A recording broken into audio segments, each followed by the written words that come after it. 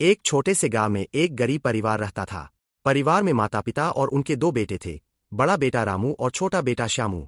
श्यामू बहुत मेहनती था।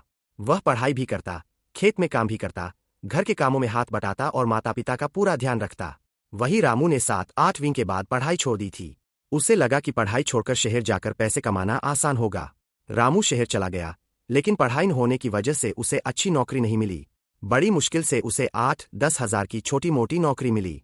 वह 1-2 साल तक वही काम करता रहा, लेकिन महीने के अंत तक उसके पास कभी पैसे नहीं बचते थे।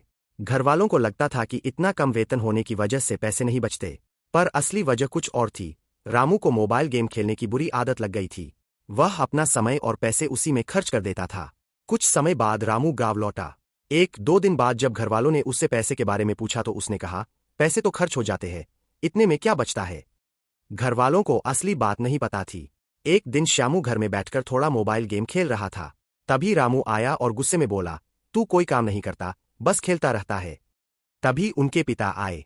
उन्हें पता था कि कौन कितना काम करता है। उन्होंने रामू से कहा, तुझे अपने भाई पर बोलने का हक नहीं है, पहले खुद को देख। रामू को बहुत गुस्सा आया। उसने गुस्से में घर छोड़ने की बात तक कह दी। कुछ दिन बाद श्यामू पढ़ाई कर रहा था।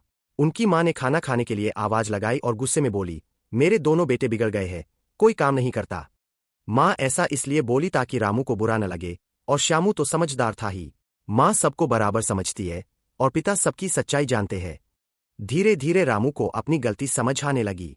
उसने देखा कि श्यामू पढ़ाई और मेहनत से आगे बढ़ रहा है, जबकि वह खुद अपनी आदतों में समय और पैसे गंवा रहा था।